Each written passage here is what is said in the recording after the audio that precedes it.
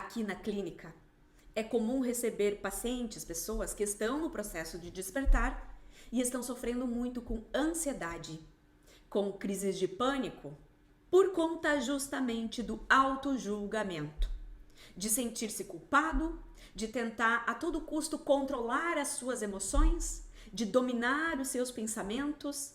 Isso gera uma sobrecarga mental, de estresse, de preocupação e desencadeia um processo de ansiedade, até mesmo síndrome do pânico. O início do processo do despertar, e esse início do processo ele pode ser semanas, meses ou até anos, ele é intenso, confuso e até mesmo às vezes perigoso, porque é levado de uma forma muito dogmática, assim como tudo nesse mundo. No campo da espiritualidade, do autoconhecimento, você vai achar todas as formas de mestres, professores, profissionais, alguns que ainda estão nesse processo por ego, porque desejam sim se tornarem grandes gurus, adorados, admirados, seguidos. E para isso, muitas vezes, não pensam na repercussão das suas palavras, nas consequências das suas palavras, ensinamentos. O problema é que as pessoas que estão passando por esse processo, esse início do despertar, elas sofrem uma verdadeira quebra de padrão, um choque de realidade. Só que essa quebra de padrão, ela serve como uma âncora, ela ancora um estado emocional mental de alta sugestionabilidade. Literalmente um estado de transe, um estado hipnótico, onde toda a informação que elas recebem passa de forma direta, sem filtros, sem questionamentos. E isso sim pode ser muito perigoso. Eu atendi um jovem aqui no consultório em torno de 30 a 40 anos de idade, que estava passando pelo seu processo inicial do despertar de consciência, mais ou menos há 1 ano nesse processo, buscando o máximo de informações, teorias, para acelerar esse processo. Você sabe que no início do processo de despertar, todo aquele conhecimento, ele nos causa uma sede, uma fome de saber, de conhecer. E existe uma pressa para alcançar esse estado de evolução, porque a gente sabe aonde ele pode nos levar. A gente tem sede de garantir que vai sair da Matrix, que vai se libertar desse lugar de dor, sofrimento, de escassez, que vai conseguir alcançar esse outro patamar, onde não há mais faltas, nem perdas, nem dor, nem sofrimento. Isso é normal. Todo mundo passa por esse processo. E assim como acontece com muitas pessoas que estão nesse processo, esse jovem, ele caiu na lábia de um guru da falsa luz. Aqueles que estão mais em busca de status, de poder. E o maior e grande aprendizado que esse jovem teve é que, para evoluir, sair da Matrix, se tornar uma pessoa evoluída espiritualmente e consciencialmente, ele precisava estar acima de todas as suas emoções. Ele não podia mais sentir raiva, nem tristeza, nem medo, muito menos julgar. Muito menos olhar para alguém e achar que aquilo é errado, que não concordar com aquilo ali. O julgamento, ele é uma grande preocupação. Porque a gente sabe que o julgar é algo que a gente quer superar. Acontece que o julgar, ele tem nuances. Os espiritualistas muitas vezes colocam tudo como um julgar. Entenda que os processos mentais e emocionais, eles são automatizados. E quando não há intenção, não há culpa. Se eu estou num lugar e eu olho para alguém, para alguma situação, algo acontecendo que eu não concorde, que não fecha com os meus valores, é automático que eu gere essa sensação de repulsa, de não concordo, e isso pode parecer um julgamento. Mas não se encaixa no mesmo lugar, e eu vou explicar isso daqui a pouco. Mas voltando à história desse paciente que esteve aqui. Ele entrou num processo tão obsessivo de controle dos seus pensamentos e sentimentos que ele passou a entrar em sofrimento. Em sofrimento, ele não tinha uma paz mental. Porque em qualquer lugar que ele fosse, no trabalho, no dia a dia, no restaurante, no shopping, vinham pensamentos julgadores na cabeça dele.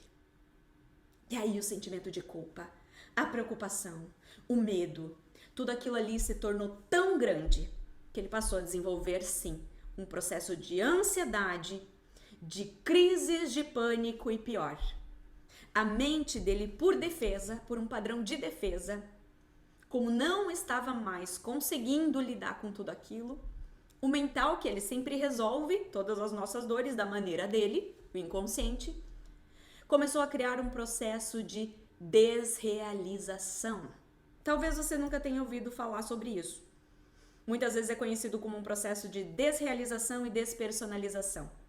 É um sintoma também para algumas pessoas do transtorno de pânico e de toques muito graves. Mas também pode se tornar um transtorno. O processo de desrealização é quando o inconsciente, ele tira a pessoa da realidade. Ele leva a pessoa como se fosse para um mundo paralelo, para uma realidade paralela. É como se ela se sentisse fora da sua realidade, dissociada daquilo, como se nada ao seu redor fosse real.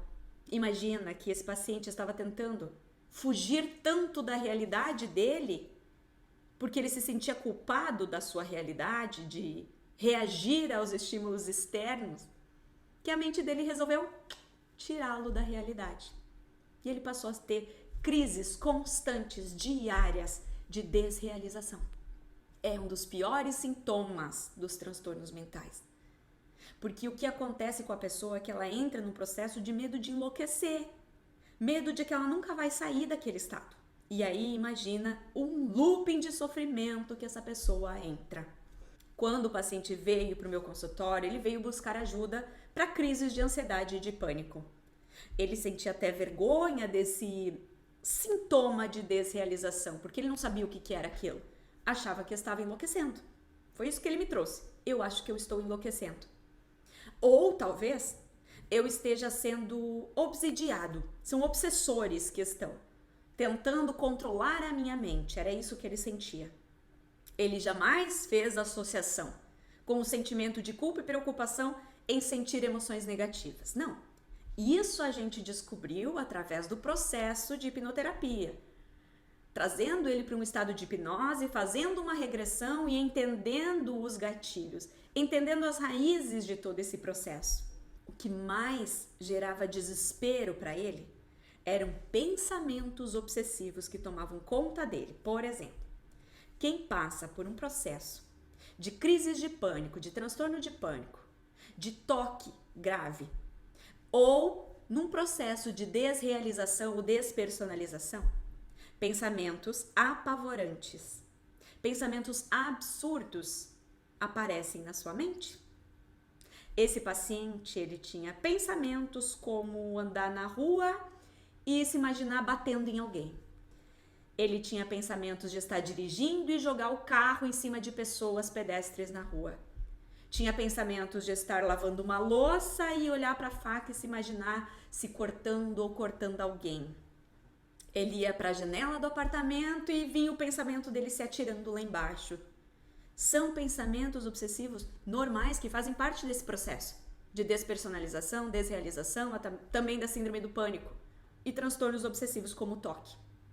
Só que a pessoa que está passando por um processo de despertar está aprendendo que existe o outro lado, que é invisível para nós, que existe sim seres, espíritos, aqui o tempo todo. E que não tem só os bonzinhos, que tem os mauzinhos também. A pessoa começa a levar tudo no sentido espiritual. Então, para ele, o que ele estava vivendo era um processo de obsessores, tomando conta da mente dele, e que iam fazê-lo enlouquecer ou cometer alguma tragédia. Esse é um dos maiores perigos do início do despertar. Essa confusão de pensamentos. O conseguir separar aquilo que é mental, faz parte do nosso sisteminha mente, daquilo que é espiritual. Por isso que eu defendo muito que as pessoas que estão nesse processo entendam a neurociência do autoconhecimento, vão em busca de compreender os processos da mente para saber separar tudo isso. Porque é uma linha muito tênue, é muito tênue. E uma coisa vai levando a outra. Se o teu mental não tá bem, você baixa a tua frequência e abre o campo para o lado espiritual atuar também de forma negativa. Se você está com o espiritual bagunçado, é muito provável que ele afete o teu mental também. E depois o físico. Mas encerrando a história desse meu paciente, sim, ele se libertou de tudo isso. A partir do processo de regressão, de reprogramação mental, desse entendimento de como a mente dele funciona e o porquê que ele estava sentindo tudo aquilo, vivenciando tudo aquilo, ele se liberta. Quando você para de ter medo, tem o entendimento de tudo isso, a mente para de te proteger. Porque a mente nunca está contra você. A intenção que ela tem, criando tudo isso, sempre é de proteção. Só que o inconsciente, ele é literal. Ele não tem lógica, raciocínio, ele trabalha da maneira que ele acha que tem que trabalhar. Então, mais uma vez, pare de sentir culpa e se preocupar tanto com as tuas emoções. Você não vai pro inferno por causa disso. Você não vai ficar preso na Matrix por causa disso. Tá tudo bem, você está experienciando a condição de ser humano e evoluindo a partir dela. Então talvez você deve estar se perguntando agora, mas Vanessa, então você está me dizendo que sentir raiva, inveja, julgar os outros não tem problema algum no meu processo de evoluir, de evolução espiritual, consciencial? Não, eu nunca disse isso. Eu disse que é normal sentir essas emoções porque você está encarnado em um corpo humano, usando uma mente humana. Agora, o que você faz com essas emoções que você sente, isso é uma responsabilidade tua. E ali sim que está a diferença entre sentir e agir a partir disso, ou sentir e reagir a partir disso. Seja a consciência que é a observadora de tudo isso. Não se identifique com a tua mente, com os teus pensamentos e com as tuas emoções. Você não é isso. Você é a consciência observando tudo isso e agindo a partir disso.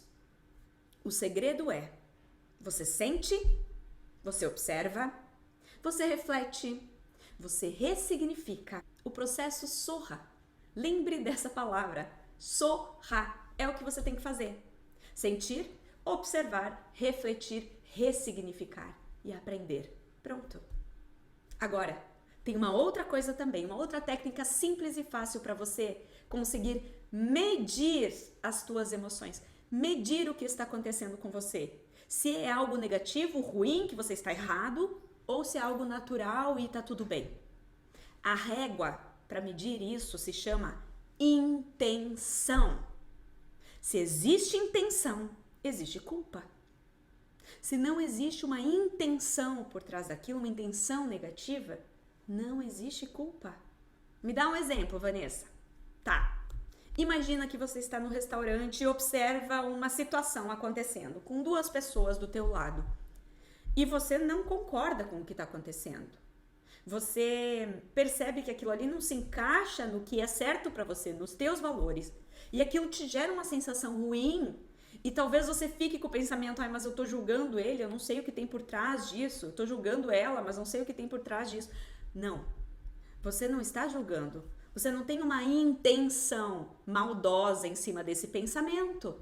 Você está observando. E naturalmente a tua mente está procurando se isso se encaixa ou não com aquilo que é uma verdade para você. Agora, se você está observando aquilo e começa a alimentar esse pensamento, e começa a pensar do tipo, ela está fazendo isso porque deve ser isso, porque deve fazer aquilo, e comenta com alguém que está do teu lado, olha aquela pessoa ali, porque ela deve ser assim, deve ser assado. Você está estimulando, alimentando essa energia negativa. Aí sim existe uma intenção, e aí sim você está errado. Porque sim, os nossos sentimentos, as nossas palavras, pensamentos, eles têm uma assinatura energética. E se você começar a alimentar esses pensamentos negativos e distribuí-los, espalhá-los, aí sim você está provocando, alimentando e mantendo uma esfera negativa energética ali. Toda a emoção que você sente e que você não tem controle sobre ela, que você não está conseguindo superá-la, refletir sobre ela, entender e acalmá-la, que ela vem como um furacão de dentro para fora, que faz você reagir, seja sentindo mal-estar, seja chorando, ou seja gritando com alguém, tem algo dentro de você relacionado a isso, aquela situação ou algum gatilho ali que precisa ser resolvido. É a famosa lei do espelho. Essa lei, ela sugere que o mundo exterior reflete o nosso mundo interior. Ou seja, o que vemos nos outros, o que julgamos nos outros, reflete as nossas próprias experiências, vivências e aprendizados. Essa lei sugere que temos responsabilidade sobre os nossos sentimentos, emoções, pelo nosso crescimento, pela nossa evolução. E a mudança que a gente espera nos outros e no mundo, ela tem que começar dentro da gente. Ao mudar as nossas perspectivas internas, ao mudar as nossas perspectivas internas, as nossas atitudes, podemos influenciar sim uma mudança externa nas pessoas e no mundo. Estamos influenciando e sendo influenciados o tempo todo. Isso não é uma escolha. Preste atenção nas tuas reações emocionais e busque entender o que está por trás daquilo ali. Por que eu me senti assim nesta situação? Se você se permitir refletir, olhar para isso, você vai encontrar e vai descobrir o que tem por trás daquela emoção que está te incomodando. Agora, não se pressione a entender isso instantaneamente. Às vezes vai levar dias, meses ou até anos. Em algum momento, o grande insight vem. Você compreende e resolve dentro de si. Então pare de se cobrar tanto. Até os mestres, mentores, médiuns, espiritualistas, os seres mais iluminados daqui, eles ainda têm coisas para resolver dentro de si, senão já não estariam mais aqui. Até o Mestre Jesus já nos dizia: orai e vigiai. Vigiai, observai os teus pensamentos e as tuas emoções o tempo inteiro, para nunca se identificar com elas e cair na armadilha da nossa mente. Jesus também sentiu emoções humanas. E se você tem dúvida disso, eu vou até indicar um livro maravilhoso, um dos melhores que eu já li na minha vida. Cartas de Cristo. Leia. Leia que você vai entender tudo isso que eu estou dizendo. Então você que está nesse processo inicial do despertar da evolução de consciência, não acredite cegamente em tudo que você ouve. Use os teus filtros. Você vai desenvolvê-los. Você vai perceber que tem coisas muito congruentes que se repetem. Tem coisas que batem de frente, que são desconexas. Olhe para isso. Use a tua lógica, o teu raciocínio. Vê o que se encaixa com a tua maneira de entender. E é normal que você mude de opinião. Quanto mais você evolui, mais você vai mudar de opinião em vários momentos, sobre várias coisas. Isso também é normal. Não feche conceitos. Deixe abertos todos os conceitos, para eles sempre evoluírem, sempre melhorarem. Esse é o processo. Não existe verdade absoluta aqui nesse lugar, até porque somos limitados em entender o que há além disso aqui. Nós não temos a capacidade cerebral, física de compreender tudo isso. Não temos os sensores necessários para captar todas essas sensações externas, todos esses estímulos, tudo aquilo que está aqui a gente não consegue ver, sentir, compreender da maneira que é. O nosso cérebro, a nossa mente, ele vai buscar referências humanas para explicar isso. Então sempre é uma verdade subjetiva, sempre é subjetiva, incompleta.